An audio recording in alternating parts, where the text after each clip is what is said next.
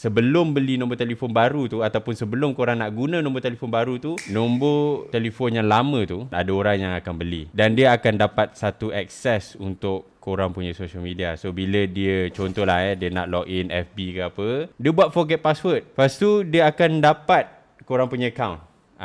Dia akan dapat korang punya account sebabkan korang tak ada clearkan nombor telefon yang lama dekat dalam social media korang. Sebab itulah saya punya pesanan, sebelum beli nombor telefon baru tu ataupun sebelum korang nak guna nombor telefon baru tu, nombor telefon yang sedia ada tu, sekarang ni yang korang guna ni, sebelum korang bertukar, pastikan korang clearkan nombor telefon yang sedia ada ni dekat mana-mana social media ataupun dekat mana-mana website yang korang pernah daftar nombor telefon ni, dekat situlah. Dekat mana-mana lah.